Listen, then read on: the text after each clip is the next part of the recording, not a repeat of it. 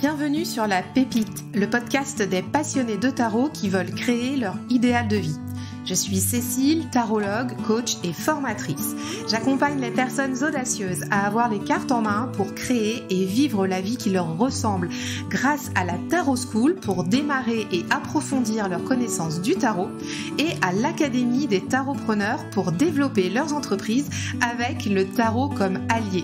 Dans ce podcast, seul ou avec mes invités, je te partage des ressources pour explorer le tarot sous ses multiples facettes et nourrir ta pratique. Je t'ouvre aussi les coulisses de ma vraie vie d'entrepreneur. Abonne-toi pour ne rien manquer des épisodes et si tu aimes la pépite, je t'invite à la partager autour de toi et à laisser 5 étoiles sur ta plateforme d'écoute. Installe-toi cosy avec ton jeu et ta boisson préférée, le tarot pour entreprendre ta vie, c'est parti! Bonjour à tous et bienvenue sur l'épisode 88 de La Pépite. Aujourd'hui, on va recevoir le roi de coupe, Nicolas, pour parler de son activité 1 an et demi après. Nicolas était venu nous voir lors de l'épisode 6 de La Pépite. Tu vois, il y en a eu du chemin qui a été parcouru, autant pour lui, autant que pour le podcast aussi. Ça, c'est assez rigolo d'ailleurs quand on s'est retrouvés. On s'est dit que ça faisait longtemps et en même temps que c'était pas si loin. Enfin bon, bref. Tu verras, on en parle un petit peu au début de l'épisode. Avant de rentrer dans l'épisode, j'ai 2-3 choses à te dire. Si tu écoutes l'épisode au moment de sa sortie, je voulais t'informer que le programme Tarot Vie Pro est en promotion exceptionnelle là cette semaine parce qu'il va quitter les programmes de Fantasy à la fin de la semaine. Donc samedi, Tarot Vie Pro, c'est fini dans les programmes de Fantasy. Et pour lui dire au revoir, pour fêter son départ, je te propose de mettre la main dessus avec une petite promo sympa. Donc si ça t'intéresse, tu peux aller checker ça. Tout est dans les notes de l'épisode. Voilà, tu auras toutes les infos. Alors maintenant, on va revenir à notre épisode du jour avec Nicolas. Donc comme je te le disais, on refait un bilan 1 an et demi après. Il a fait la grande joie de revenir nous voir aujourd'hui. Et ce qui va être intéressant, tu vas voir, donc c'est qu'on refait le point sur son évolution. Il y a eu beaucoup de choses qui se sont passées pour lui. C'est un épisode très orienté entrepreneuriat parce qu'il nous emmène vraiment là dans les coulisses du roi de coupe. Très concrètement, comment ça se passe quand il travaille avec les créateurs de jeux, quand il référence des jeux, les investissements qu'il a à faire, les choix aussi qu'il a eu à faire et qu'il a encore à mener pour développer le roi de coupe. Donc voilà, on va y aller et tu verras que vraiment cet épisode est tourné sur l'avenir et on a eu grand plaisir en tout cas à te le préparer. J'espère que ça va vraiment te plaire et que tu auras toujours autant de plaisir à aller voir Nicolas pour dégoter des super jeux de tarot, d'oracle et autres types de cartomancie. Allez, c'est parti. Sans plus attendre, on retrouve Nicolas, le roi de coupe, et je te souhaite une très bonne écoute. Bonjour Nicolas, bienvenue sur La Pépite. Bonjour Cécile, merci de me réinviter. Bienvenue à nouveau. Tu étais venu sur l'épisode 6 de La Pépite, donc au tout début du podcast, au tout début de ton activité aussi. On a l'impression que c'était il y a une éternité. Et effectivement, je te confirme que j'ai plus trop souvenir de ce que j'ai raconté. Comme en plus je déteste m'écouter, je l'ai pas réécouté. Donc effectivement, il s'est passé tellement de choses que qu'il y a des choses à dire, je pense. Ouais. Il y a des choses à dire et c'est pour ça qu'on se retrouve aujourd'hui. Et encore un grand merci pour les auditeurs du podcast de revenir nous voir, de revenir nous partager l'évolution de la boutique, ton évolution à toi, ce qui s'est passé depuis 1 an et demi qu'on s'était parlé, depuis aussi la création de la boutique qui a vu le jour au mois d'août 2021. Et puis il y a eu vraiment des gros changements dans ta vie, donc ça aussi on va parler de ça. Mais attends, la première question que j'ai envie de te poser là, c'est comment tu te sens là aujourd'hui, au moment où on se parle? Alors aujourd'hui, je suis un peu fatigué. Je suis un peu fatigué parce que j'ai un peu la tête dans le guidon. Je fais des horaires. Je suis largement à bosser de 8h, 8h30 à 19h, 19h30, 20h. Voilà, donc c'est un peu intense. Il y a des gens qui bossent plus que ça, hein, je sais, mais en tout cas là, je suis un peu sur une autoroute sans péage, donc je commence un petit peu à fatiguer, mais je vais très bien. mis à part Super. cette petite fatigue, moralement, ça va, c'est top. Je suis très content et je regrette pas du tout les choix qui m'ont amené là où je suis aujourd'hui. Ah oui, alors voilà, on va parler de ça. Parce que bon, Nicolas, tu tiens la boutique du Roi de Coupe, bien sûr. Je pense que les gens qui sont dans la sphère tarologique francophone te connaissent maintenant. S'ils te connaissent pas, tu mérites à être connu. Donc, on mettra tous les liens de ton activité, de ta chaîne YouTube, de la boutique et tout ça. Donc, en note de l'épisode, vous pouvez les retrouver. Instagram aussi. Tu as créé donc la boutique du Roi de Coupe qui a ouvert ses portes donc le 21 août 2021. Tu étais à ce moment-là fonctionnaire à l'autre bout de la terre en plus.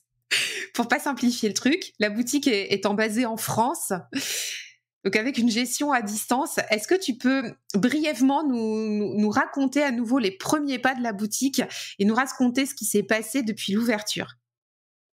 Alors, brièvement sur l'ouverture, Ouais, brièvement. j'essaierai de prendre peut-être un peu plus de temps sur le reste.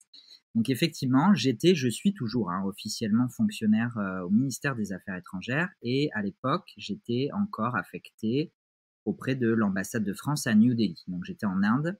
J'étais en Inde depuis un an. J'étais arrivé le 15 août 2020 en Inde.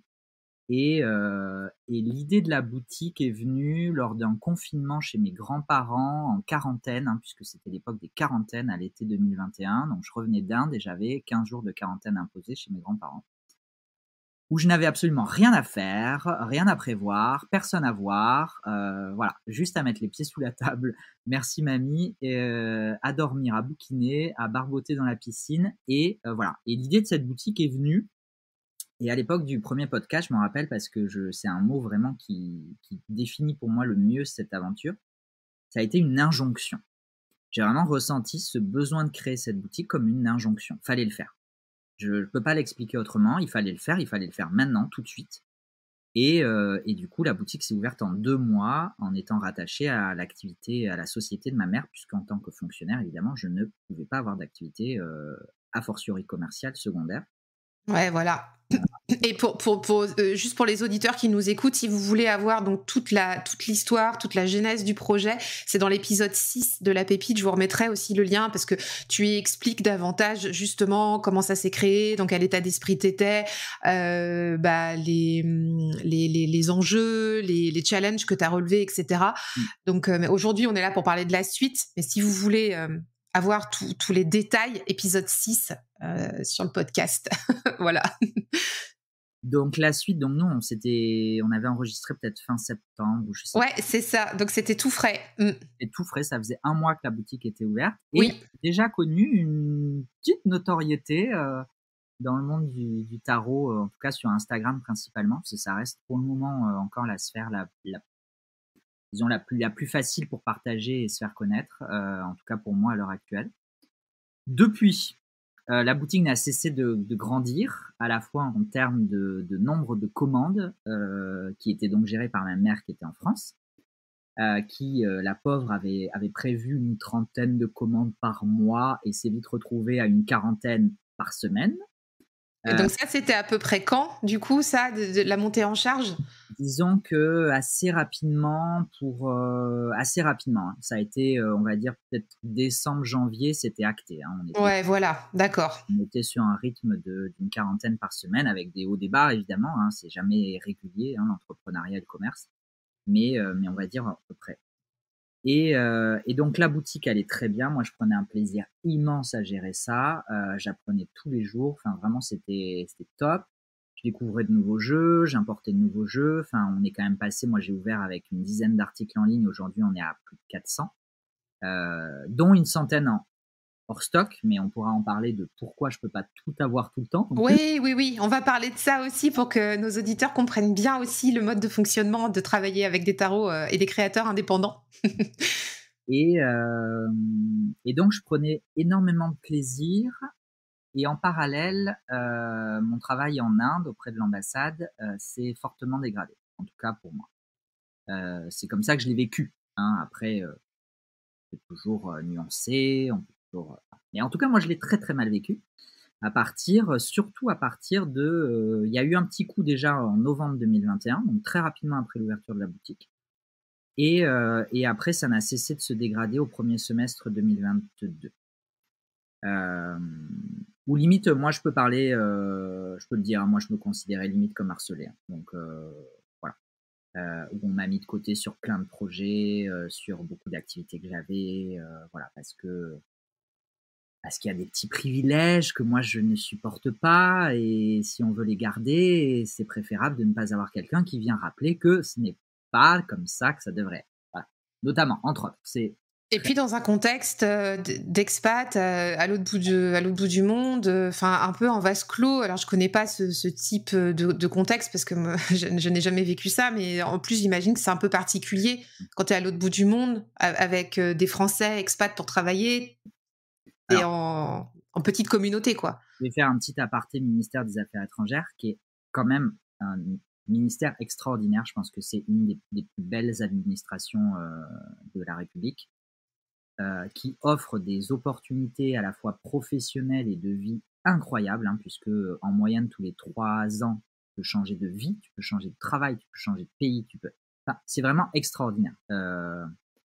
Mais bah, c'est aussi un ministère, pardon, où bah, tu perds un peu vite les pieds et les notions des réalités quand tu vis à l'étranger en tant qu'expat, avec chauffeur, femme de ménage. Moi, c'est ce que j'avais. Hein. En Inde, j'avais un chauffeur et une femme de ménage quasiment tous les jours, et un salaire exorbitant, disons-le. Voilà, bah, y a des gens en fait qui se complaisent là-dedans et qui s'enfoncent là-dedans, et voilà, ça peut nous arriver à tous, hein, moi le premier, mais disons que voilà, c'est un ministère où il y a encore des comportements, des privilèges, une société de caste et de classe entre les différents grades de fonctionnaires. Voilà, beaucoup de choses qui, moi, m'irrissent un peu le poil. Donc voilà, aparté terminé. Donc ça, c'était pour qu'on comprenne le mood, l'état d'esprit dans lequel tu étais. On comprend bien que c'était un petit peu challengeant. C'était inversement proportionnel entre mes conditions à l'ambassade et le plaisir que je prenais avec la boutique. Jusqu'au moment où en fait, bah, j'ai juste écouté mon cœur en fait, et j'ai arrêté. Et j'ai dit j'arrête. J'ai dit je renonce à aller au bout de mes 3 ans d'affectation. Je renonce à ce que je touchais là-bas, qui était 5 fois plus que ce que je touchais à Paris. Je donnerai pas de chiffres. Non, mais ça reste un des grands secrets de la République. Alors, ça donne une idée. Pour donner une idée, voilà, je renonçais quand même à tout ça. Et pour renoncer à tout ça, bah, il a quand même fallu traverser 6 à 9 mois de stress, d'angoisse, de peur, de déconstruire des limitations, déconstruire des conditionnements familiaux, parce que je renonçais à un travail de fonctionnaire sécurisé, bien payé, qui est vu en plus quand voilà, tu es vu comme un expat d'ambassade. Enfin voilà, il y a une certaine, comment dire, certaine illusion, ou en tout cas un certain prestige, un peu illusoire à mon sens, mais un certain prestige à ces fonctions-là, à ces vies-là, pour devenir quoi? Commerçant? Pour devenir quoi? Vendeur de jeux de cartes? Pour devenir quoi? Enfin voilà. Mais tu vas faire quoi alors? Ça c'est la question. Mais tu vas faire quoi en fait? Bah, je vais kiffer ma vie. Et voilà. Ouais. Donc, tu as eu des questions comme ça dans ton entourage? Bien sûr. Ouais. Ouais. Donc, ça demande aussi d'avoir tes convictions, ta vision. D'être bien ancré, bien aligné avec ses choix. C'est pour ça que c'est pas... Quand on dit suis ton cœur, prends une décision, machin, c'est pas possible de prendre une décision en claquant des doigts. Évidemment, il y a plein de choses à déconstruire avant. Mais par contre, quand tu as fait le taf, moi, à partir du moment où j'ai pris la décision, et j'ai été aidé, hein, notamment ça s'est fait en particulier après la retraite expérience tarot de Margot Winterhalter, où on a fait un travail qui était basé, enfin en tout cas moi, mon travail que je venais faire là-bas, c'était là-dessus, c'était sur accepter de prendre cette liberté-là, de retrouver vraiment ma liberté, hein, qu'on a tous, hein, et toutes, et donc de déconstruire toutes les chaînes qui m'entravaient encore. Mais une fois que la décision a été prise, en fait, tout s'envole. Tous les soucis, tout le stress, toutes les peurs, tout disparaît du jour au lendemain. Mais littéralement, c'est indescriptible, encore une fois, comme sensation, comme expérience. Mais vraiment, à partir du moment où la décision, elle est posée, elle est assumée en conscience, après, c'est nickel. Ça ne veut pas dire que ça ne revient pas. Hein. Au moment de déménager, je peux te dire que j'étais si je peux me permettre cette expression, j'étais pas bien. Mais et du coup, juste pour finir sur cet aparté, au moment de déménager, donc ça c'était en novembre dernier, donc novembre 2022, où en fait, notamment la peur financière, de comment tu vas faire, de quoi tu vas vivre, dans quelle abondance tu vas t'inscrire. Tu lâches un taf à des milliers d'euros pour quoi? Pour rien en plus au départ. Donc là, et moi j'ai une croyance, c'est que en fait l'univers et la vie nous confrontent à ce qu'on doit voir et traverser et transformer en fait. Hein. Et donc du coup je n'ai pas eu que, mais j'ai eu plusieurs soucis financiers ou en tout cas problèmes financiers avec des gens, avec des amis notamment. Hein, certains le sont encore, d'autres moins. Et jusqu'au moment où en fait le truc était tellement gros que je me suis dit oh là, attends, ok, j'ai compris. Je vais mettre cette peur de côté. Et à partir de ce moment-là, à partir du moment où tu comprends que le message que l'univers, et encore ce sont mes croyances, hein, le message que l'univers essaie de faire passer, tu le regardes en face, tu l'acceptes, tu fais un peu le taf dessus aussi, après ça va. Ouais, donc il y a eu beaucoup de travail personnel qui a été fait, hein, ce que tu nous partages là. Donc tu es revenu en France novembre-décembre 2022, hein, c'est ça? Ouais, je suis revenu en fin d'année dernière. J'ai pris un peu de temps pour rendre visite à mes grands-parents, c'était les fêtes de Noël. Oui, voilà. On va dire que vraiment, je suis revenu et actif à 100% sur la boutique depuis janvier, début janvier, mi-janvier. Parce que oui, c'est ça qu'il faut qu'on réexplique aussi, c'est que jusque-là, tu l'administrais à distance, donc jusqu'à la fin 2022, depuis l'Inde, en partenariat avec ta maman. Oui.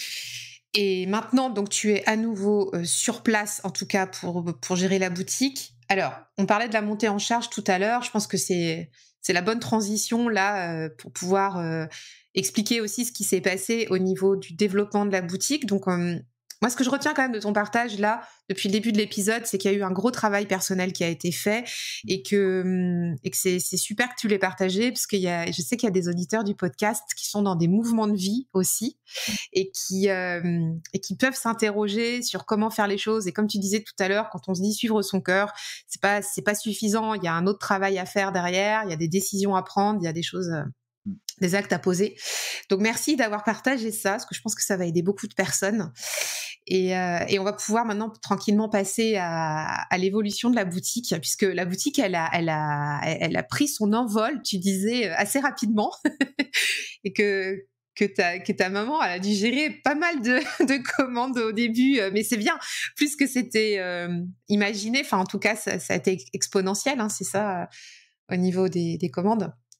Oui, alors après, on atteint quand même un certain palier. Hein. Aujourd'hui, je fais plus des envolées comme j'ai pu en faire. Il y a quelques jeux parfois qui s'arrachent et donc dans ces cas-là, je me retrouve avec quelques dizaines de commandes en plus à gérer. Mais effectivement, la boutique a très vite grossi.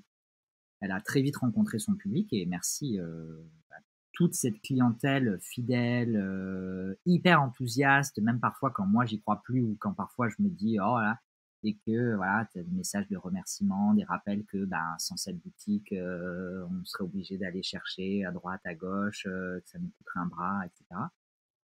Voilà, c'est vrai que ça fait du bien à l'ego et au moral. Hein. On a tous un ego, tous un moral à entretenir. Ouais. Donc parfois c'est bien ce petit stimuli extérieur. Et Et ma mère, en fait, a eu aussi, depuis, on va dire, l'été dernier, l'été 2022, sa propre activité, puisqu'elle a sa propre activité, hein, elle est chef d'entreprise, elle gère une entreprise de ressources humaines sociales. Et elle a eu sa propre activité qui a aussi décollé.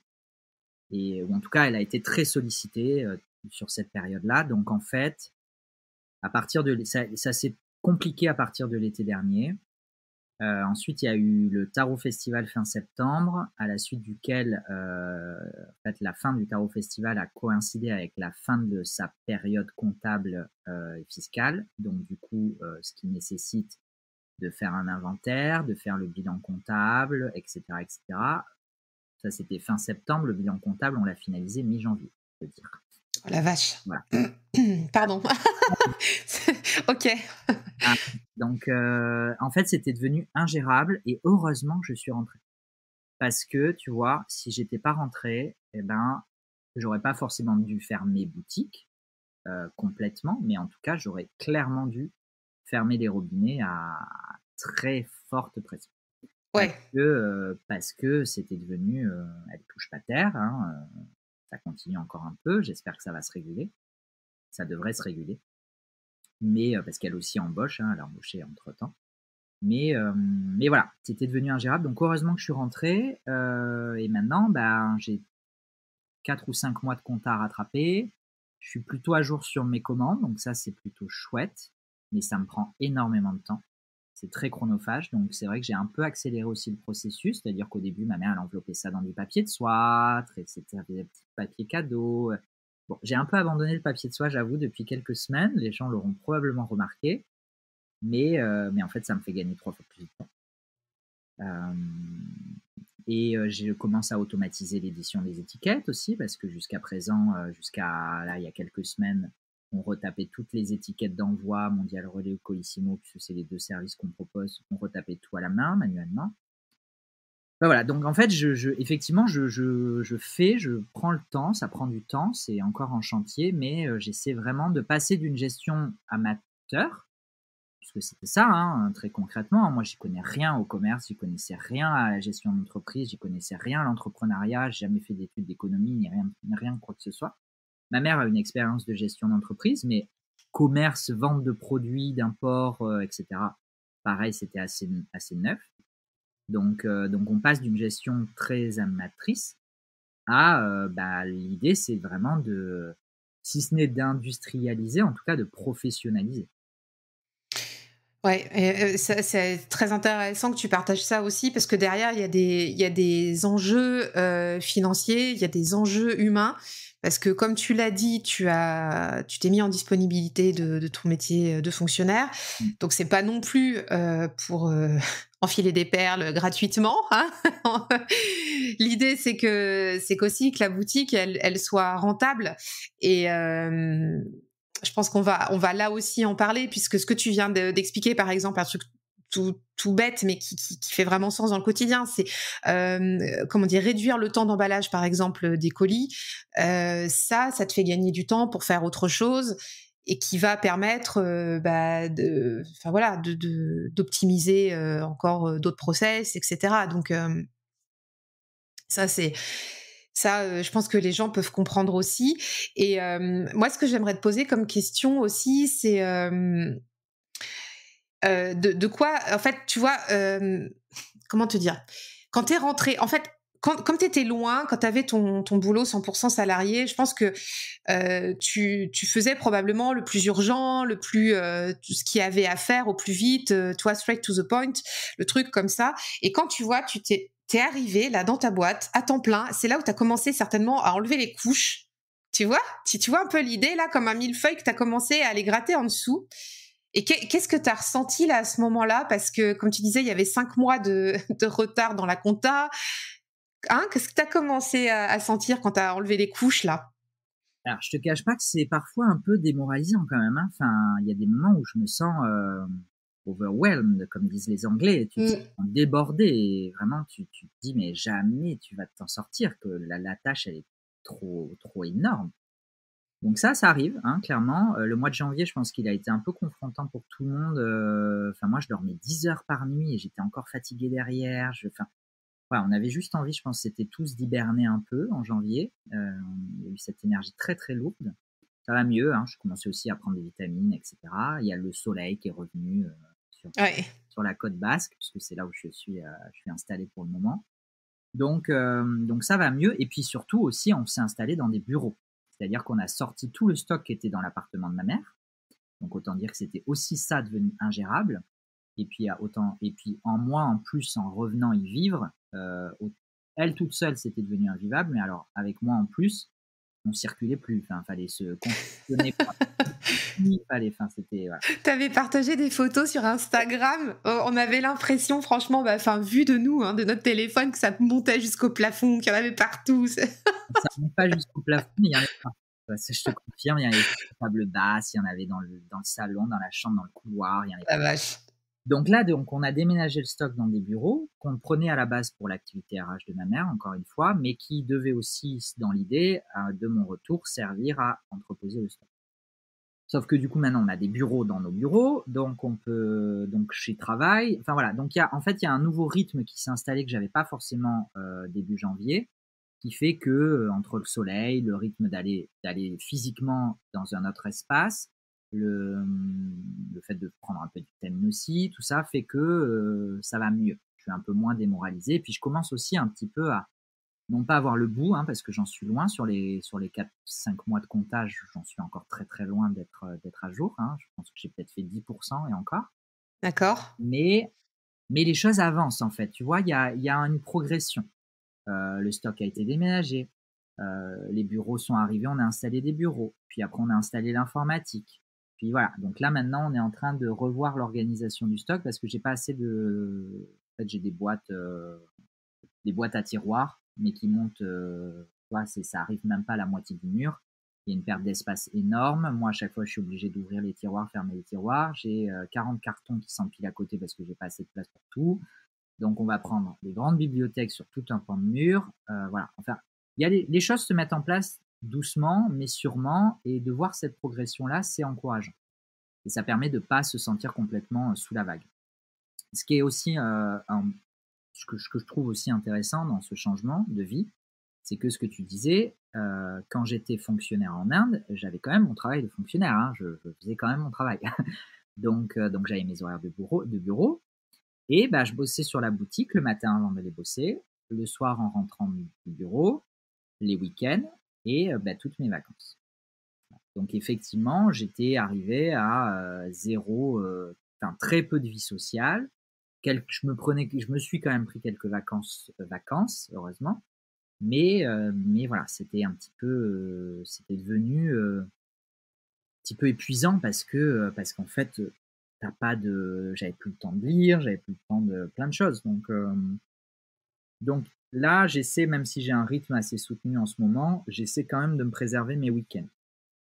Et j'essaie de m'imposer ça aussi sur l'Insta, sur les réseaux sociaux, qui sont très pièges là-dessus, hein, parce que faire des messages à 23h, les week-ends, le dimanche, tout ça, moi je le faisais, évidemment je le faisais parce qu'en plus ça me fait plaisir. Enfin, moi j'aime bien communiquer avec les gens, j'aime bien répondre à leurs questions, j'aime pas laisser traîner, même si j'ai beaucoup de messages que j'ai laissé traîner et qui traînent encore, et j'en suis désolé si celles et ceux qui écouteraient ce podcast et à qui je n'aurais pas répondu. En fait, j'ai encore le cas ce matin, donc je vais faire un petit aparté là-dessus. J'ai reçu un mail hier de réclamation sur un jeu parce qu'effectivement il y a un défaut, et j'ai pas répondu tout de suite, c'était hier après-midi je crois. J'ai reçu un nouveau mail ce matin. Ouais, mais en fait moi je suis tout seul. Parce qu'en plus du coup avant j'avais ma mère qui m'aidait beaucoup, heureusement d'ailleurs, parce que sans elle en France, moi d'Inde, j'aurais rien pu faire très concrètement. Mais aujourd'hui je suis seul à 100%. Elle me donne un coup de main pour finir d'emballer les paquets parce que sinon j'y passerai 8 heures. Mais en dehors de ça, donc elle me donne un coup de main une demi-heure, 3/4 d'heure, 3 fois par semaine quand on finit d'emballer. Mais à part ça, et l'idée c'est que moi je prenne la responsabilité pleine et entière de ce bébé parce que ça reste mon bébé. Hein. Tout le monde assimile ma mère aussi à cette aventure et effectivement sans elle jamais j'aurais pu effectuer le quart de ce que j'ai pu traverser ces derniers mois, ces dernières années. Mais l'idée, et c'est l'idée aussi de créer une structure propre, on en parlera plus tard, puisque pour le moment, la boutique est toujours rattachée à sa société. Moi, j'ai envie de récupérer mon bébé. Enfin, Mm. c'est bête, mais dans l'inconscient, et puis aussi dans l'énergie, parce que je suis très sur l'énergétique, c'est pas pareil. Donc voilà. Donc là, moi, je suis tout seul pour répondre à tout le monde, pour traiter toutes les commandes, pour rattraper 4 mois de compta, pour continuer aussi, parce que je reçois aussi plein de messages. Et ce jeu-là, et celui-là, quand est-ce que tu l'auras, et celui-là, est-ce que tu peux voir? Je suis désolé, j'ai pas le temps. Alors je garde, hein, je perds rien, hein, donc je retrouverai, il y a toujours un moment où j'arriverai à retrouver les références, à retrouver la demande, etc. Mais je peux pas tout faire, très concrètement. Je peux pas tout faire, je suis tout seul. En fait, dans l'entrepreneuriat, moi je le vois comme des paliers à passer. Il y avait le palier amateurisme où c'était cool, il y avait quelques commandes, je faisais des trucs sympas, machin. Et là, je suis dans un palier entre deux. C'est-à-dire que la boutique fonctionne trop bien pour continuer à gérer ça un peu, pas en dilettante, parce que j'ai jamais fait les choses en dilettante, mais en tout cas sur mon temps libre, en loisir, voilà, ça marche trop bien pour pouvoir continuer à gérer la boutique comme ça. Mais ça marche peut-être pas encore assez pour vraiment industrialiser les process, automatiser les process, pour faire du financement et de l'investissement qui est nécessaire, de l'embauche. Ça me rappelle une discussion qu'on avait eue avec, ou en tout cas c'est plus, pas une discussion, mais un partage de Bérangère, j'ai pas son nom de famille, mais qui a créé le tarot des sorcières. Ou Oui, oui. voilà. On s'est rencontrés à une retraite de Margot, encore une fois, et elle partageait la difficulté d'avoir une entreprise qui fonctionne. Parce que les gens ne voient que le succès, alors qu'en fait, derrière, il y a énormément de sacrifices, il y a énormément de travail, et en fait, malgré le fait que la boutique fonctionne, ou en tout cas, ou elle, son activité, ou en tout cas, peu importe l'entreprise, malgré le fait qu'elle fonctionne, et ben, in fine, ça fonctionne peut-être pas. Parce que entre les charges, entre les investissements nécessaires, entre le besoin en ressources humaines, et ben, peut-être qu'en fait, on n'a pas les moyens. J'avais vu passer un post Insta que j'avais partagé la semaine dernière mais je l'avais vu il y a quelques semaines, quelques mois. J'ai plus les références, mais en gros, c'était un monsieur qui avait une boutique en ligne. Je sais plus si c'était de parfum ou quelque chose comme ça. Il faisait lui-même ses propres fragrances, etc. Fragrance. Bon, bref. Fragrance, on n'arrive jamais à le dire ce mot-là, de toute façon. Et en fait, il disait qu'il arrêtait. Malgré le fait que ça marchait très bien, il arrêtait parce que c'était pas gérable. Voilà. Donc en fait, ouais, il était à ce palier aussi. Je l'ai vu aussi ce poste. C'est qu'il était à ce palier où ça demandait énormément de ressources personnelles, de temps. Malgré tout, le chiffre d'affaires n'est pas le reflet, même s'il y a un chiffre d'affaires qui semble être, enfin, je vais dire successful, mais enfin, vous me pardonnerez l'anglicisme, mais qui semble bien fonctionner. Derrière, en fait, comme tu dis, il y a toujours un palier un peu critique là où t'as pas assez de ressources financières pour pouvoir, comment dire, passer le cap, et en même temps, t'as assez de chiffres. En fait, c'est bizarre ce truc, et c'est pas confortable hein, d'être là-dedans, très clairement. Non. Très clairement. Et c'est là où se prennent les grosses décisions souvent. Hein. Continue, stop ou encore, en général, c'est là. Donc moi, j'ai pas envie d'arrêter. Bah non. Donc, très concrètement, le bilan de la première année est très positif et très encourageant, mais encore une fois, la première année, jusqu'à là récemment, n'avait aucune charge. Je me versais rien, hein, puisque c'était du bénévolat, puisque je n'avais pas droit de toute façon d'avoir une activité en tant que fonctionnaire. Donc je n'avais pas de charge de salaire, je n'avais pas de charge de loyer, je n'avais pas de charge je payais rien. Là, j'ai commencé à payer pour automatiser les étiquettes Mondial Relais, par exemple. C'est 50 € sur l'année, mais voilà, ça reste 50 € sur l'année, etc., etc. Donc, c'est très la première année est très encourageante. Moi, l'expert comptable m'a dit, vas-y, il n'y a pas de souci. Mais concrètement, de quoi sera fait l'avenir, je ne sais pas, parce que qui dit que les gens vont pas se lasser des tarots demain ou après-demain? Ouais, j'en sais rien. Peut-être que c'est un pari fou aussi sur l'avenir que je fais. Mais pour l'instant, je m'éclate. J'apprends énormément. J'ai envie d'aller au bout de l'aventure, de voir ce que ça peut donner. Maintenant, si ça doit s'arrêter, ça s'arrêtera. Ça sera évidemment pas confortable, pas forcément plaisant, je pense, mais à l'heure actuelle, je suis aussi serein sur l'idée de si ça marche pas ou si vraiment j'arrive plus, j'arrêterai, je ferai autre chose. Rebondir, je rebondirai. Il n'y a pas de raison. Il y a pas de raison. Ça, on en arrive là. Donc, il y a pas de raison. Soyez rassurés, il n'y a pas de raison. Mais c'est bien aussi d'avoir cette capacité à se distancier de l'affect et de se dire, quand on est entrepreneur, il y a des décisions parfois à prendre qui sont vraiment inconfortables, mais qui sont bénéfiques. Et de les avoir en tête, quelle que soit la situation, en tout cas pour du long terme, c'est bien de savoir qu'on a cette ressource en nous et cette capacité à pouvoir trancher ces décisions-là si jamais elles doivent se présenter. Donc bon, en tout cas, d'expérience aussi, j'ai eu aussi à fermer une boîte. Moi, je l'ai fait dans un moment critique, justement, comme ça, où ça fonctionnait bien. Et en même temps, il aurait fallu, tu vois, réinjecter de la ressource humaine, de l'énergie. Donc, ça veut dire réinjecter du financement, etc. Et j'ai fait le choix, moi, par contre, bah non, en fait, comme tu disais tout à l'heure, de couper les robinets, de dire, bah non, en fait, ça me correspond plus. On arrête. Et c'est des décisions qui sont pas faciles à prendre sur ces moments-là. Mais après, voilà, comme tu dis, ça ouvre d'autres choses. On rebondit toujours de toute façon. Du coup, ça m'amène à te poser une autre question aussi que j'ai sur ma petite liste là. On parlait de la gestion d'entreprise et c'est vrai que ça, on en a parlé en off aussi.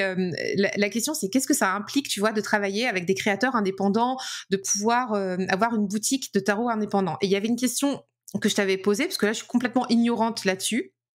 C'est quand tu fais venir des tarots pour la boutique, est-ce que tu les achètes au nom de la boutique ou est-ce que je sais pas, le mot est mal choisi, mais est-ce que c'est comme un dépôt-vente ou c'est un peu mal choisi. Et du coup voilà, parce que derrière c'est pas le même enjeu financier, c'est pas la même implication. On avait parlé des frais de douane aussi la dernière fois. Je pense que là aussi il y a des nouveautés par rapport à ça. Est-ce que tu peux nous partager davantage sur ces sujets-là? Alors, effectivement, moi, j'ai aucune connaissance je vais faire le parallèle avec une librairie, par exemple. J'ai aucune connaissance de ce milieu-là, alors que, enfin, j'ai toujours rêvé d'avoir une librairie. J'ai toujours rêvé, j'adore les bouquins, j'ai des bibliothèques partout, enfin. Mais j'ai pas de connaissances concrètes et réelles sur le métier de libraire. Mais il me semble que les librairies fonctionnent plus en dépôt, c'est-à-dire que les éditeurs leur prêtent ou mettent en dépôt des stocks et ne payent que ce qu'ils vendent. Et s'ils vendent pas, ils renvoient. Il me semble que ça fonctionne comme ça, mais petit disclaimer, si jamais c'est pas le cas, ne vous offusquez pas, parce que non, c'est rien. Non, mais on sait, mais tu sais, aujourd'hui, tu dis un truc et après, tu as une volée de bois vert parce que tu t'es trompé, tu as inversé un mot. Voilà. On a le droit de se tromper, mais je pense aussi que ça fonctionne comme ça. Alors du coup, on est deux à penser la même chose et peut-être qu'on est deux à se tromper. Écoute, Inch'Allah. Mais par contre, c'est pas le cas pour moi. Donc, je te confirme que j'achète tout. Je préfinance tout. Donc, en termes de risque, c'est énorme, on va pas se le cacher. C'est des dizaines de milliers d'euros d'investissement que j'ai pu faire parce que j'étais expatrié en Inde avec le salaire que j'avais en Inde. Sinon, clairement, sauf à faire un emprunt bancaire, et à mon avis, je ne sais pas quelle banque accepterait de prêter de l'argent pour acheter des jeux de cartes, mais peut-être. Ça arrivera peut-être, mais en tout cas, moi, j'ai pas eu besoin de ça. Et heureusement, et j'en remercie la vie de m'avoir placé en Inde. Et moi, encore une fois, je crois beaucoup à l'univers, à la guidance et tout ça. Et je sais que quand je suis parti en Inde, j'y partais pour une bonne raison. Je savais que c'était mon tremplin pour faire autre chose après. Je pensais pas que ça arriverait de cette façon-là. Je pensais pas que ça arriverait aussi vite. Voilà. Mais en tout cas, c'est ce qui m'a permis de me lancer et j'en remercie grandement la vie et les opportunités que j'ai eues j'ai aussi bossé pour y en arriver. Oui, bien sûr. Attends. La chance, c'est du travail. Attends. Il y a aussi des efforts et des études et des concours et des machins. Non, mais j'essaie de rétablir un peu l'équilibre. Oui, non, mais c'est important. Je suis d'accord avec toi. Donc du coup, je préfinance tout et je vais te donner un exemple. Ce matin, j'ai reçu la facture puisque je cherche à me réapprovisionner en Children of Lita et Nameless One. qui sont 2 jeux de Chia Hunt, Alexandra, je crois de son prénom, mais surnommé Chia Hunt, assez connu quand même dans le milieu.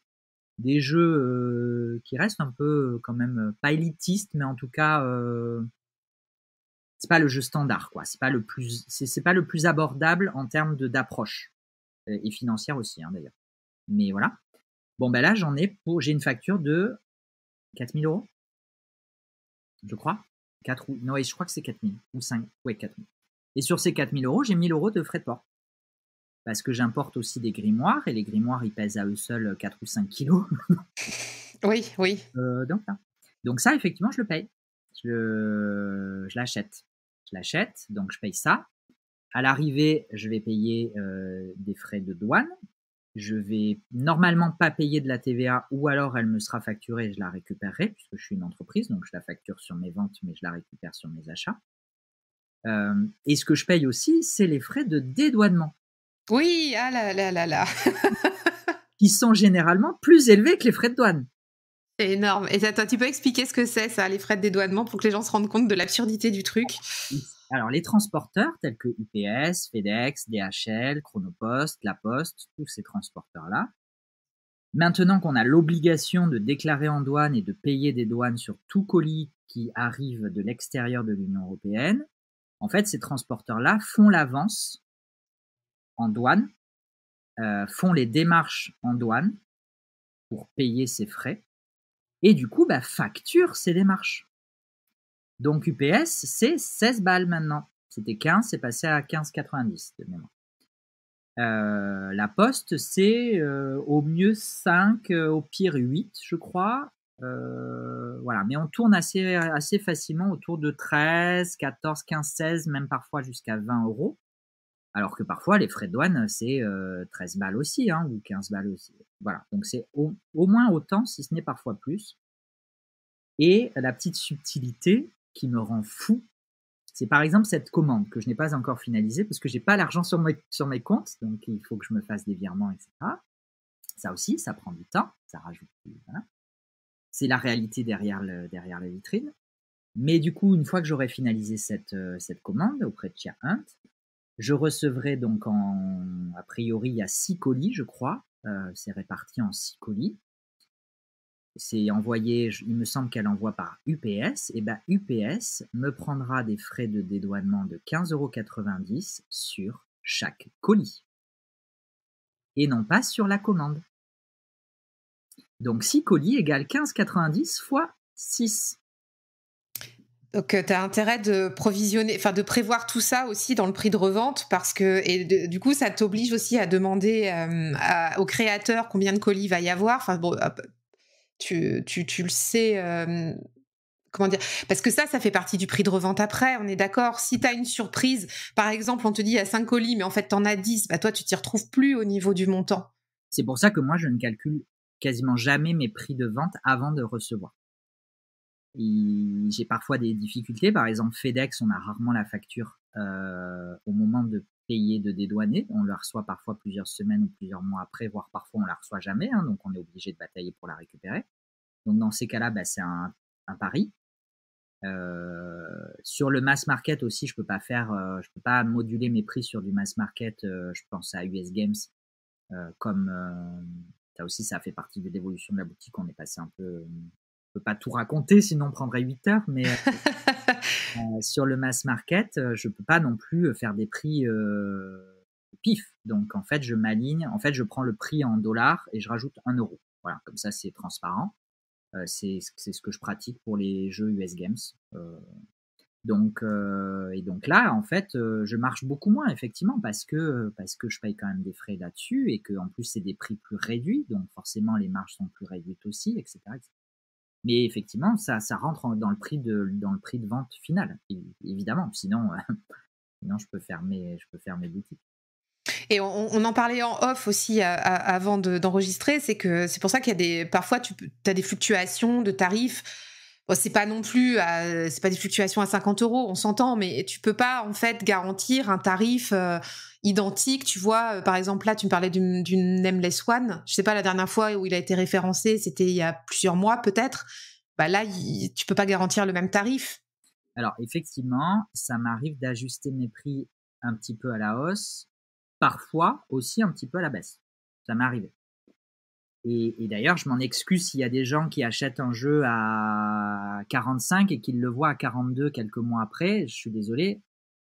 J'essaie de m'adapter au mieux parce qu'il y a aussi, outre tous ces frais qui sont parfois aléatoires, hein, moi, ça m'arrive de recevoir des colis et de ne pas avoir de frais de douane. Hein. Je ne sais pas pourquoi, mais ça m'arrive. Donc, je remercie le Seigneur. Je me fais discret, je file en courant de la poste et basta. Mais c'est une blague. Parce que, voilà, on sait jamais. En fait, si vous êtes dans Pays Basque et que vous voyez quelqu'un courir avec des gros colis en partant vite de la poste, c'est probablement Nicolas. Elle à courir avec les poids des colis sur le dos. Ouais, ce serait compliqué. Non, mais c'est bien qu'on explique tout ça parce que on se rend pas toujours compte. On a l'habitude de commander sur Amazon, on fait un clic, ça vient à la maison. Enfin voilà, c'est pas du tout la même activité. Travailler avec des créateurs aussi, c'est pas pareil. Comme on se disait tout à l'heure, ils sont pas commerçants, ils sont artistes. Effectivement, juste pour terminer, Oui. les frais de douane, c'est que moi, j'ai aussi la fluctuation du dollar, c'est-à-dire du cours entre le dollar et l'euro. Et il y a une période où l'euro était, alors je sais jamais, moins cher. Enfin, le dollar était, le dollar était, l'euro était plus fort et donc tu payais plus cher. donc, effectivement, les prix ont augmenté. J'ai essayé de les rediminuer. Je pense au True Black notamment, qui était monté jusqu'à 140 et quelques. J'ai rebaissé à 135, je crois, etc. Donc, ça m'arrive effectivement de fluctuer un peu à la hausse et à la baisse.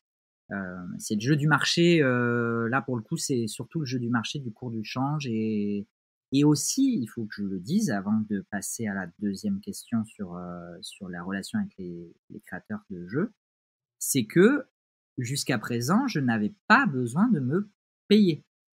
C'est-à-dire que tous les bénéfices de l'activité, et sur la première année, on était à une marge de 25 ou 26%. Donc, c'est-à-dire que sur mon chiffre d'affaires, il ne me restait à la fin que 26%. Et sur ces 26%, évidemment, je paye de l'impôt sur les sociétés à de une vingtaine de pourcents aussi. Voilà. Donc, in fine, il reste quand même pas grand-chose. Mais sur ces pas grand-chose, qui est quand même, on va pas se plaindre, hein, je vais pas pleurer. Mais encore une fois, parce que je n'avais aucune charge, ça m'a permis de réinjecter à chaque fois et de racheter de nouveaux jeux, etc. Et c'est comme ça qu'aujourd'hui, je peux me permettre d'avoir quasiment 400 références, mais je peux pas me permettre d'avoir les 400 tout le temps disponibles. Parce que, outre la place physique dans le bureau, c'est aussi les finances. Je peux pas tout avoir tout le temps, sinon en fait j'aurais un stock évalué à 200 000 euros. Moi, les 200 000 euros, non, je les ai pas. Je suis désolé. C'est ça. Donc voilà pour la fluctuation des stocks et la fluctuation des prix. Sur la relation avec les créateurs de jeux de tarot, bon, très sincèrement, moi je trouve que c'est des gens à 98% extraordinaires, qui sont d'une gentillesse. J'ai souvent une petite carte avec un merci. Enfin, vraiment, je peux pas du tout me plaindre. Et d'ailleurs, dès le départ, avant même d'avoir ouvert la boutique, les retours que j'avais, hyper enthousiastes, hyper soutenants, où les gens acceptaient tout de suite, à quelques exceptions près, de me vendre leur tarot à un prix de revente. Non, c'est vraiment, je suis gâté. C'est quand même des gens très très bien, mais c'est vrai que ça reste des artistes et certains sont pas aussi bons gestionnaires que nécessiterait peut-être la gestion d'une boîte, parce que pour certains, ils ont des activités. Je pense à Marine the Sky du Gentle Tarot. Elle a quand même une activité énorme entre le Gentle Tarot qu'elle a en 3 versions, elle a le livre, elle a les tapis de tirage, enfin elle a plein de choses. Mais bon, des fois, ses tarifs à elle fluctuent aussi. Des fois, il n'y a pas trop de suivi dans ce que je demande. Des fois, bon, voilà. Je prends elle comme exemple, la pauvre, elle n'a rien demandé. Mais il y en a d'autres, il y en a d'autres. Oui, mais ça n'enlève en rien de la relation humaine de la personne. On parle vraiment là, par contre, de paperasse d'entreprise, où tu vois, tu demandes, par exemple, j'imagine, des documents comptables ou des choses comme ça qui peuvent peut-être éventuellement arriver un petit peu sur le tard. Enfin, voilà, ça ne remet pas en question la personne. c'est ça. Mais c'est ça. Oui, parce que j'imagine que si tu as le comptable, toi, qui te klaxonne pendant 2 mois, «Hey, le papier, machin, du créateur, là, pour le tarot», et que pendant 2 mois, tu l'as pas et que toi, que tu klaxonnes à ton tour sur le sur le créateur, ça commence à faire long, quoi. Heureusement, 95%, 98%, ça roule bien. Et on comprend pourquoi, si tu nous réponds pas à l'instantané sur Instagram, hein, maintenant, c'est on comprend mieux. On a parlé d'investissement financier, on a parlé d'investissement de temps. Il y a eu aussi cette année un événement majeur dans ton activité. Enfin, dans ton activité, tu as participé à un événement majeur. C'était le Tarot Festival. On s'était dit qu'on pourrait faire un petit retour là-dessus. Parce que ça a été déjà le premier Tarot Festival organisé depuis le confinement. Oui. Donc ça, c'était cool. Mm. Et puis, tu y as participé pendant 3 jours. Donc ça, une belle opération de notoriété pour la boutique aussi. Effectivement, je suis rentré exprès d'Inde quand même pour aller au Tarot Festival. Donc, non, c'était un très très beau week-end organisé par donc Fabienne Larnicole de Zélie Tarot, mais je crois qu'elle se fait de moins en moins appeler Zélie Tarot, donc Fabienne. On va dire Fabienne, on est entre nous. Et non, c'était très très chouette. J'ai fait, on est là pour parler business, donc clairement, j'ai fait un très beau chiffre d'affaires sur le Tarot Festival. Mais ça reste encore une fois du chiffre d'affaires. C'est-à-dire qu'une fois qu'on a retiré tous les coûts d'achat des jeux, c'est-à-dire que moi, un jeu que je vends à 60, déjà, il y a 10 € de TVA, donc 50. Et sur les 50, moi, je l'achète, on va dire 35. Donc, il reste 15. Et sur ces 15, il y a les frais d'encaissement. Ça PayPal notamment, que je ne porte pas dans mon cœur. Oh non, on en avait déjà parlé sur le précédent épisode. Mais j'ai pris conscience d'un truc. Après, je fais beaucoup de parenthèses et de digressions. Mais PayPal, par exemple, qui applique des frais que moi je trouve exorbitants. La dernière fois, en fait, il y a quelques semaines, je me suis rendu compte d'une chose, c'est-à-dire que moi, je voyais leurs frais exorbitants sur le coût de la commande. Mais sur le coût de ce qui me reste à la fin, c'est encore pire. C'est-à-dire par exemple, ils prennent, on va dire, 3%, 2,5 ou 3% sur une commande. OK. Sauf que sur ma marge finale, on n'est pas à 2 ou 3%, on est à 13 ou 14 ou 15%. Oui. Voilà. Parce que, évidemment, ce coût-là, il vient en moins de la marge que moi je me fais sur les jeux. Une marge de fonctionnement nécessaire. Si je veux pouvoir payer un loyer, payer des charges, payer le fonctionnement du site, me payer moi pour le travail que je fais, etc. etc. Voilà. Je ferme la parenthèse PayPal. Et d'ailleurs, Strip nous a annoncé il y a quelques jours qu'ils allaient augmenter leur... Oui, j'ai eu la bonne nouvelle aussi sur mon compte. Je me suis dit, flûte. Et puis pas qu'un peu, hein, d'ailleurs. Hein. Une bonne petite augmentation, là. Bon. Donc, voilà, petite parenthèse fermée. Donc, je remercie toutes les personnes qui envoient des PayPal entre proches ou des virements bancaires parce qu'effectivement, du coup, ça évite ces frais-là. Ça fait partie du jeu. Hein. Moi, je critique pas les gens qui payent avec des frais. Hein. Il y a aucun souci, c'est comme ça. Le système est fait comme ça, mais voilà, c'est vrai que c'est pas négligeable. On parlait de quoi? On parlait, tu vois, du Tarot Festival. Oui, pareil, des retours, des retombées financières, et tu nous disais que c'était un bel événement, mais que pour toi, au niveau activité, tu avais un retour plus... tu avais plus de réflexion là-dessus, en fait. Mais il faut en avoir. Et d'ailleurs, Fabienne, elle a partagé aussi là-dessus en disant qu'elle n'est pas rentrée dans ses frais sur l'organisation de ce festival. Et alors moi, je suis rentré dans mes frais. Hein. A priori, j'ai pas fait de calcul à la virgule près, mais a priori, je suis rentré dans mes frais. Mais j'ai pas fait non plus... voilà. Je suis rentré dans mes frais.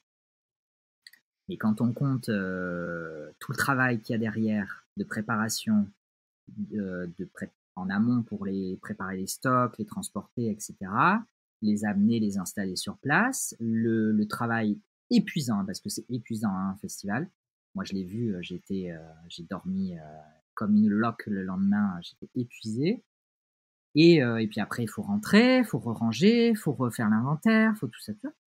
Donc effectivement, entre le coût de déplacement, de logement, de stand, de main-d'œuvre, hein, parce que tu veux un peu rémunérer les gens qui t'aident aussi, voilà, de nourriture, d'achat des jeux, Tu avais loué un petit camion aussi, je de crois. camions, etc. Effectivement, on n'est pas, voilà, je me suis pas mis 10 000 € dans la poche, hein, loin de là. Mais ça reste une belle opération parce que déjà, ça permet de rencontrer les gens. Moi, c'était la première fois que je rencontrais physiquement la plupart non, mais une grande partie de ma clientèle, une grande partie de gens que je suis sur Instagram, avec qui je peux discuter, etc. Donc ça, c'était évidemment extraordinaire. C'est aussi une opération marketing, on ne veut pas se mentir, hein, ça, même si tu rentres pas dans tes frais. Et la preuve, Fabienne, elle réorganise une nouvelle édition. Donc, c'est qu'elle y trouve son compte à un moment, quelque part. Déjà dans le kiff de faire ce qu'elle fait. Effectivement, ça reste un kiff. Et il faut que ça reste un kiff, sinon, voilà. Pourquoi continuer à faire ce qu'on fait? Et puis de notoriété, voilà, tout ça. Donc effectivement, il y a une nouvelle édition. J'ai toujours pas répondu à Fabienne, la pauvre. Je la fais un peu languir parce que j'ai juste pas eu le temps. Très sincèrement, j'ai pas eu le temps de réfléchir à tout ça parce que je suis un peu, comme je te disais au tout début de l'enregistrement, hein, j'ai un peu la tête dans le guidon là en ce moment. Donc là, pour vous dire, on enregistre au mois de février. Là, l'épisode, il est diffusé mi-mars. Donc, quand vous écouterez cet épisode, ça fera un mois après l'enregistrement. Peut-être qu'il y aura eu la réponse. Donc, en tout cas, à l'instant T de l'enregistrement, c'est encore en balance, quoi. C'est ça, hein, en réflexion. Oui. Ouais. Parce que, alors après, la première édition, je venais d'Inde, donc c'est vrai que ça a rajouté beaucoup de fatigue, ça a rajouté beaucoup de difficultés. C'est ma mère qui avait dû tout organiser. Voilà, j'étais arrivé juste pour, en gros, charger le camion. Donc, mais c'est beaucoup de logistique. C'est quand même énormément de logistique. Donc,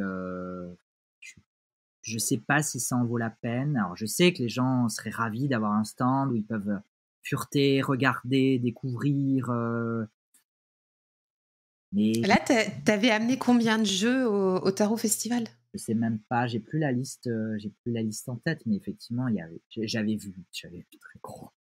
J'avais vu très très très large. J'ai eu beaucoup de surprises parce que en fait, je m'attendais, j'ai pris beaucoup de quantité sur des jeux qui avaient un énorme succès boutique. Et au festival, c'est pas du tout ceux qui ont été plébiscités. Ah bah tiens.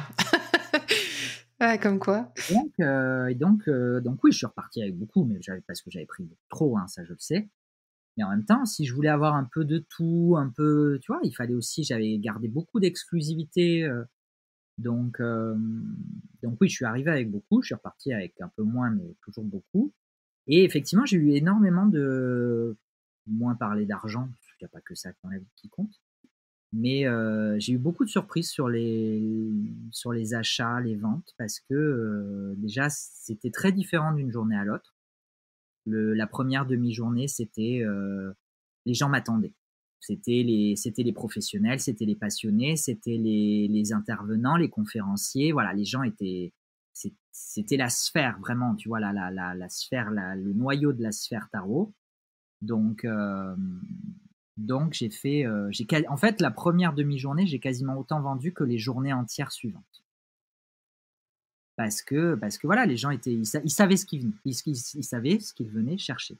Voilà. Ils avaient déjà repéré, ils connaissaient, voilà, tac tac, donc je te prends ça, je te prends ça, je te prends ça. Les jours d'après, c'était plus amateur, plus touristique, plus visiteur, ce qui est très bien aussi, hein, il y a aucune notion de jugement dans ce que je dis.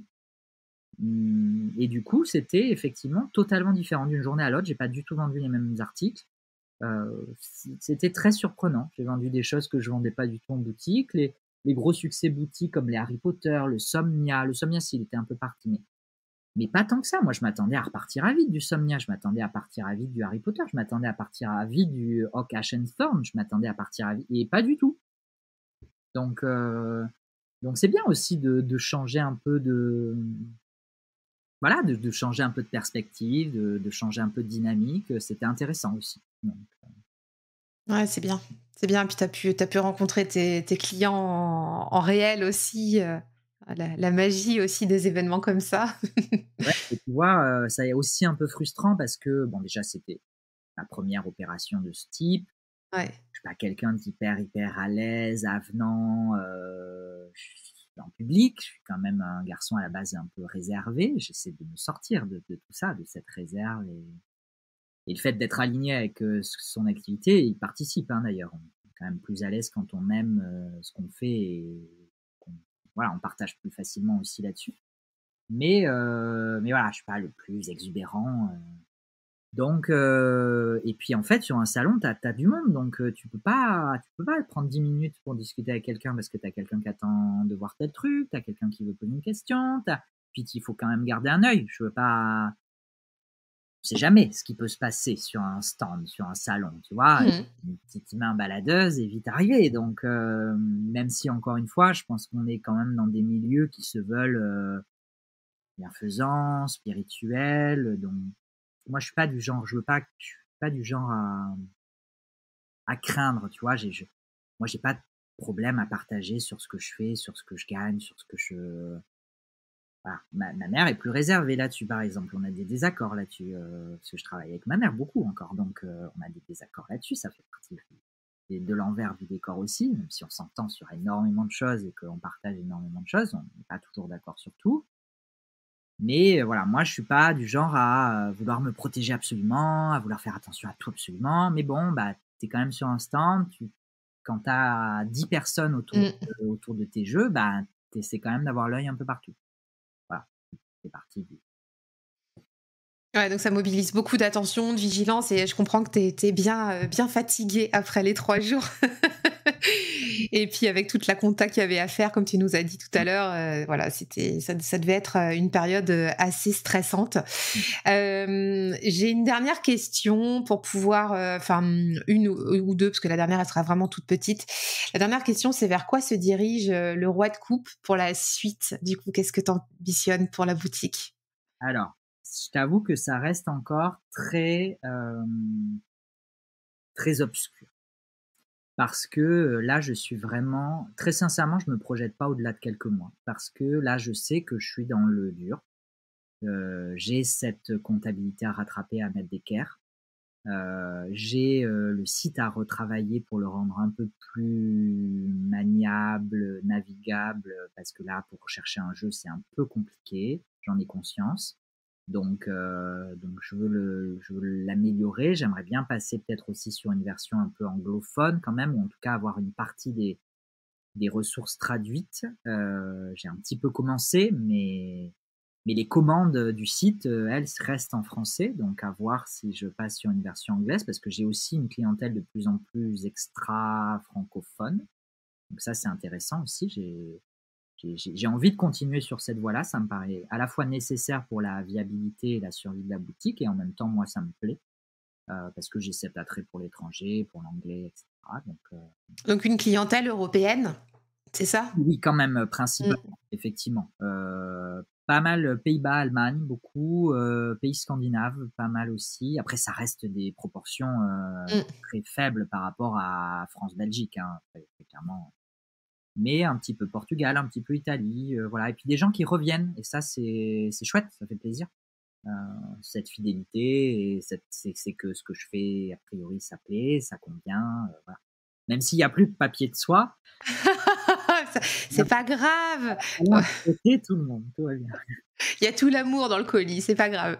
On continue à y mettre beaucoup d'amour. Il y a toujours le petit sachet de thé. Normalement, c'est vrai que ça m'arrive par exemple sur le Pastoral ou le Cosmic Cycles où je dois sortir 40 colis en quelques jours.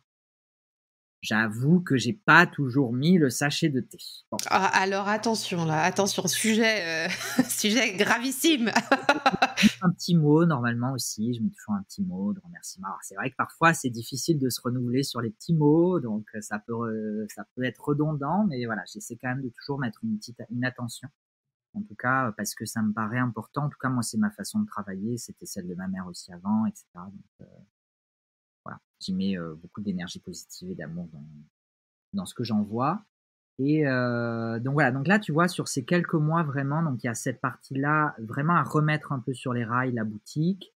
parce que c'était un peu parti. Voilà, donc on s'est laissé submerger parce qu'on a été submergé à la fois par la boutique, plus par l'activité de ma mère dont je parlais, etc., etc. Moi, par mon retour, voilà. Donc il y a beaucoup de choses à remettre sur les d'équerre et sur les rails. Et l'idée, j'en parlais aussi tout à l'heure, c'est de créer une structure propre, de détacher la boutique de la boîte RH de ma mère pour créer une structure propre. Je ne sais pas encore quel statut, quelle forme juridique ça prendra. J'ai un rendez-vous lundi avec une amie experte et une amie avocate pour justement brainstormer là-dessus, qu'est-ce qui sera le plus intéressant à faire, etc. Parce que, attends, là j'ai une question qui me vient. Alors je sais que ça fait déjà 1 heure qu'on parle, mais ça m'intéresse de savoir ça.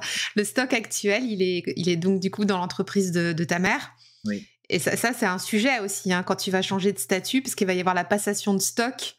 il va falloir que je rachète le stock. Voilà, c'est ça, ok. Et alors, la subtilité, c'est que, en fait, c'est moi qui ai commencé par tout préfinancer.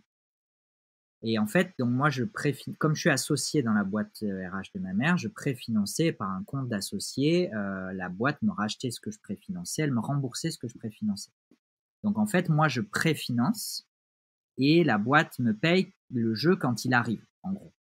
D'accord, On ok. n'est pas à jour là-dessus, mais non plus. Mais voilà, en gros, le système, c'est que moi, je préfinance et quand le jeu arrive, la boîte me rembourse. Sachant que moi, je préfinance beaucoup sur Kickstarter, donc moi, j'ai beaucoup d'argent qui sont pour l'instant encore dans les limbes du Kickstarter et de la création et tout ça. Avec beaucoup de délais en plus, hein, sur certains jeux. Mm. Mais du coup, tout ce que j'aurais investi dans le stock, normalement, m'est remboursé par la boîte. Et donc, idéalement, à la fin, j'aurai un petit reliquat qui me permettra de racheter ce stock. Et puis, idéalement, évidemment, on va étaler le paiement de ce stock de façon à ce que moi, la nouvelle structure se lance financièrement avec, voilà, je sais pas tous les termes techniques, hein, mais en gros, qu'il y ait de l'argent sur les comptes pour pouvoir. Ouais, bien sûr. Voilà. Parce qu'effectivement, sans argent qui rentre, sauf à faire un crédit à la banque, ce qui est Ben non, puisque t'as là, ton fonds de roulement, t'as besoin de ton fonds de roulement de toute façon pour démarrer. donc, mais c'est possible d'avoir un crédit à la. Étant donné qu'on a quand même cette vision, puisque même si c'est dans la même société RH, comptablement, on a bien séparé les choses de façon à extraire quand même l'activité purement boutique. Donc, on peut se targuer de cette activité déjà existante pour prouver que c'est viable et donc obtenir des financements, etc. On n'en est pas là, hein, mais c'est. Non, mais au moins tu as la vision pour les mois à venir quand tu vas faire la démarche juridique en fait, c'est ça. Voilà. Maintenant, Ok. voir quelle démarche, quelle structure, est-ce que c'est une SAS, une URL, une voilà. Auto-entreprise, non, hein, puisque Ah bah, je dépasse les plafonds. ce serait galère. Ouais. Mais voilà. Et donc, en fonction de tout ça, moi, j'aimerais bien changer de nom. Le spoiler, le spoiler. Vous avez entendu? Attends, ça vaut le coup de rester jusqu'à la fin quand même, hein. C'est vrai que tu pourras bien teaser le truc jusqu'à la fin. Mais ouais, effectivement, c'est difficile à expliquer parce que je suis encore partagée. La décision n'est pas prise à 100%. Même si, encore une fois, hein, c'est comme quand je parlais de quitter mon taf de fonctionnaire, le cœur sait, la tête dit ah, voilà. Donc moi, dans mon cœur, j'ai envie de changer de nom. Pourquoi? Parce que c'est peut-être de la modestie mal placée, j'en sais rien. J'ai pas envie d'être étiqueté et systématiquement boutique Croix de Coupe, Nicolas boutique Croix de Coupe, Nicolas boutique Croix de Coupe. C'est un peu bête, hein, parce que les gens me reconnaissent me connaissent aujourd'hui et je suis reconnu pour cette boutique. Donc c'est peut-être un pari stupide de vouloir changer de nom. Et c'est ce qui freine aussi un peu la décision, hein, c'est qu'effectivement, c'est un risque de baisse de notoriété, c'est un risque d'incompréhension. Le changement, c'est toujours inconfortable. Donc voilà, est-ce que ça va pas être incompris, mal perçu, je sais pas. Mais moi, j'ai envie en fait j'ai envie que la boutique ait sa propre existence et son propre nom, en fait, tout simplement. J'ai envie de lui donner son existence propre et Roi de Coupe, ça peut rester moi et la boutique, elle aura son nom propre. Et c'est pour ça que la structuration dépendra parce que moi, j'ai envie de continuer à faire d'autres choses. Je m'intéresse, je me forme en Reiki, peut-être qu'un jour je ferai des tirages, j'en sais rien.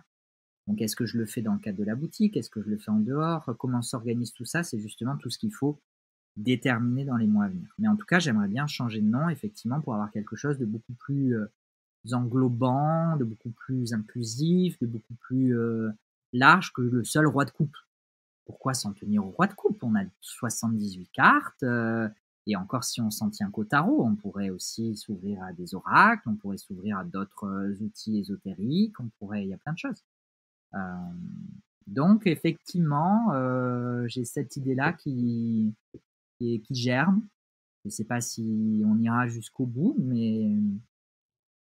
mais en tout cas, moi, c'est vrai que je le sens bien comme ça, au risque, malgré tous les risques que ça peut comporter, de perdre un peu en suivi, en notoriété, je sais pas, mais et puis avoir le nom que j'ai en tête, parce que j'ai quand même un nom en tête que je ne partagerai pas publiquement encore, mais j'ai un nom déjà en tête. Ce nom-là, en fait, serait plus adaptable aussi à une ouverture physique. Ce qui était aussi dans tes projets initiaux, ce que tu avais partagé sur le premier épisode il y a 1 an et demi, la création, oui, de possibilité d'accueillir en physique des clients. Enfin là, encore une fois, je vous invite à aller réécouter l'épisode parce que ça reste toujours un projet que tu as. Tu viens nous en parler de toute façon, donc voilà. En tout cas, c'est l'origine de tout, effectivement. Et le lieu, moi, je suis très attachée au lieu que j'occupe. Et ça me tient à cœur, effectivement, d'avoir un lieu un jour pour accueillir. J'ai cette idée d'accueil-recueil, tu vois. Voilà, ça marche un endroit où les gens pourraient venir se poser, se déposer, boire un thé, un café. Enfin, moi, je suis plus thé, donc peut-être un café. Je ferais peut-être une exception. Mais... L'idée, c'est quand même d'avoir un salon de thé. Je suis beaucoup plus dans cette idée-là. Et des jeux de cartes, et pouvoir tirer les cartes pour soi, pouvoir tirer les cartes pour les autres, assis sur un coin de table, voilà. J'ai un peu cette idée-là, c'est vrai. Maintenant, je suis partagé parce que j'ai pas envie non plus de m'enfermer sur des horaires d'ouverture fixe. J'ai pas envie de... Bon, ça peut se mettre en gérance, ou ça peut se mettre avec des salariés qui gèrent, et puis de temps en temps être là, etc. Voilà, je sais pas encore, très sincèrement, c'est pour ça que j'ai du mal à me projeter au-delà de 6 mois. Je sais que j'ai été approché par des personnes sur des partenariats où ah ben moi aussi j'ai cette idée-là, j'aimerais bien. Bon, il y a des personnes à qui j'ai répondu, il y a des personnes à qui j'avoue j'ai pas encore répondu. Encore une fois, rien ne se perd. Je pense que je répondrai un jour, mais là j'ai vraiment d'autres choses à gérer, et j'entends tout ça. Maintenant, là pour le moment, je suis vraiment en train d'accoucher véritablement de mon bébé. J'ai pas du tout envie de le confier à quelqu'un d'autre pour le moment. C'est clair. Enfin voilà, il faut assumer aussi.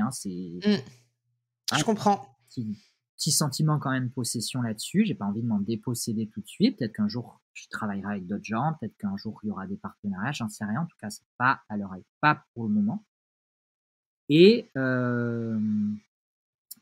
la deuxième chose, c'est que je sais pas. Très sincèrement, pour le moment, je me concentre sur ce que j'ai à faire, ce que je sais que j'ai à faire, c'est-à-dire vraiment créer la structure qui convient, remettre tout d'équerre, parce qu'en plus, je suis ascendant vierge, donc j'aime bien quand les choses elles sont carrées. Et là, les choses elles sont pas carrées, alors je suis pas bien dans ma tête. Et après, en fait, tu vois, c'est vraiment comme si la porte, elle n'est pas ouverte. Il faut range ta chambre, et après, tu pourras aller jouer.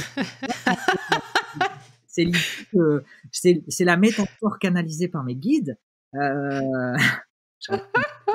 Range ta chambre et après, tu pourras aller jouer.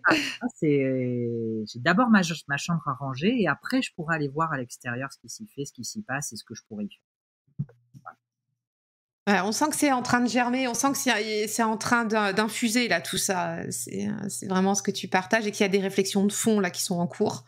Mais c'est ça aussi, les grands projets qui naissent, qui se développent, qui sont en train d'aller, le tien vers là où tu l'emmènes. Enfin, ça se fait pas en un jour. Puis... Non, et justement, la boutique s'est ouverte très vite. Et je vois qu'on a été dépassé, clairement, hein, on a été dépassé. Le site, il n'a pas été fait pour 400 références. Hein, donc on me le dit hein, souvent bien, mais comment je fais pour trouver ci, pour trouver ça? Je sais que c'est compliqué. J'espère arriver à remettre les choses un peu à jour et améliorer ça. Et donc là, moi, j'ai pas envie de...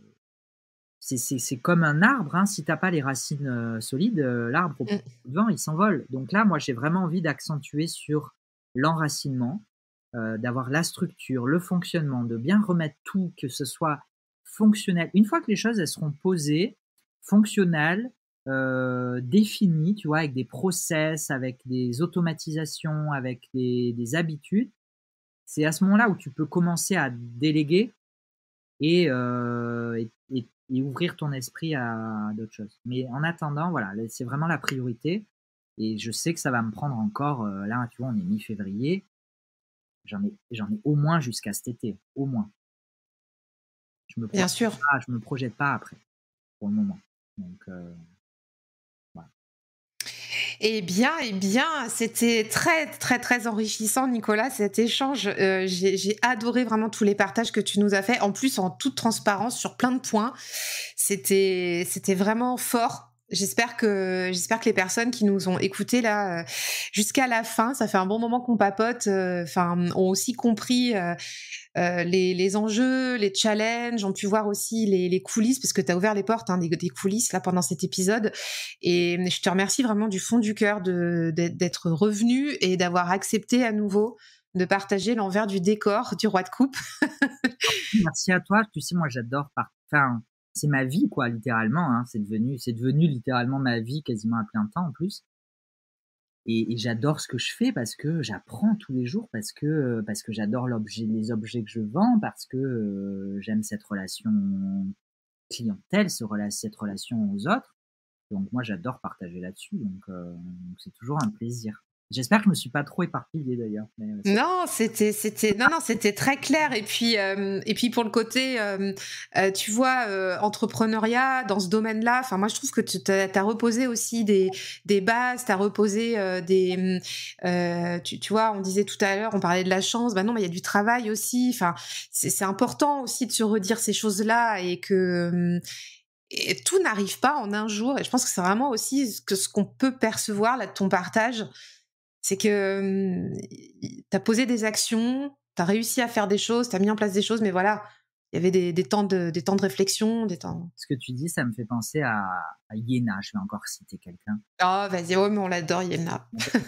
Iéna qui effectivement a sorti, je sais plus, 15 jeux de cartes ou je sais plus combien. Elle a sorti 3 formations, 4 bouquins. Et elle dit, mais les gars, parce qu'elle parle comme ça, les gars. Ouais, elle dit ça, c'est génial.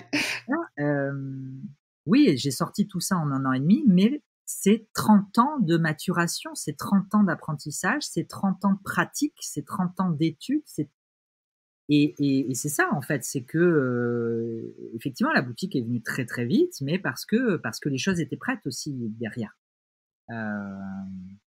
Et là, du coup, j'ai conscience qu'il faut que pour avancer, pour aller dans le second palier, j'ai d'abord encore du travail à faire, etc. Mais c'est sûr, ça peut aller très vite. Mais quand ça va très vite, c'est parce qu'en fait, le travail, il a été fait avant. Voilà. C'est ça. Ouais, c'est du travail. Mais c'est bien que tu le repartages comme ça. En tout cas, on va avoir grand plaisir à suivre toute cette évolution. Je te remercie vraiment, vraiment beaucoup pour tout ce partage. On peut te retrouver donc sur les réseaux sociaux, sur Instagram et YouTube, c'est Roi de Coupe, c'est ça, hein? Et je mettrai tous les liens.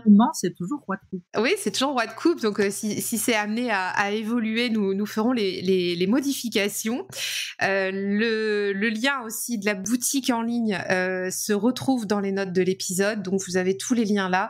Si vous avez besoin d'aller échanger, tout ça, c'est sur Insta hein, principalement que ça se passe. Principalement Insta. Après, je suis tout ce qui est un peu... tout ce qui est vraiment très pro, business, boutique, je préfère les mails hein, quand même. Ouais, carrément. Et puis sur YouTube, tu proposes aussi des reviews des jeux. Oui, j'essaie de plus en plus de faire parce que je me rends compte, hein, je l'ai vu au Tarot Festival, on en parlait. Si les jeux sont fermés, ça attire moins que si les gens ils peuvent regarder les cartes. Alors sur YouTube, on n'a pas le toucher, le ressenti, etc. J'essaie de le partager justement, de donner des indications un peu techniques sur la texture, la qualité des cartes, parce que ça me semble déjà j'aime bien faire ces petites vidéos. Et ça me semble important. Alors je sais que ça existe, hein, il y a plein de gens qui font des reviews, et moi je fais pas des reviews, je fais pas des analyses très poussées, histoire de l'art et compagnie, hein. Je donne juste, voilà, je montre les cartes, je donne quelques détails techniques ou que j'ai moi d'anecdotes autour du jeu, et voilà. Mais donc ça se fait par ailleurs. Ça me paraissait important de le faire également dans le cadre de la boutique, et j'ai vraiment envie de continuer là-dessus, et pour ça il faut que j'ai du temps, et j'en ai pas toujours, mais j'essaie effectivement de faire de plus en plus de réels sur Instagram, de vidéos sur YouTube, et puis aussi je dis avant tout parce que j'aime bien. Impeccable. Écoute, on va aller retrouver tout ça. Encore merci beaucoup. Merci à vous d'avoir été présent avec nous aussi pendant cet échange. Nicolas, à tout bientôt. Merci à tous ceux qui nous ont écoutés, celles et ceux qui m'auront écouté parler de ce projet, de ma vie. Voilà, ça fait un peu égocentrique, mais voilà. Mais j'aime bien parler qui est moi, mais pas que moi en fait. Tu vois, c'est pour ça que j'ai aussi envie de lui donner un nom propre, parce qu'elle le mérite, quoi. Elle a vraiment pris sa place, et ça me dépasse à moi un peu. Même ma personne à moi, c'est au-delà. Voilà. Donc on a hâte de découvrir ce que tu nous prépares avec ce projet. Merci à tous, on vous souhaite une bonne semaine et on vous dit à tout bientôt. Bye bye. À bientôt, ciao.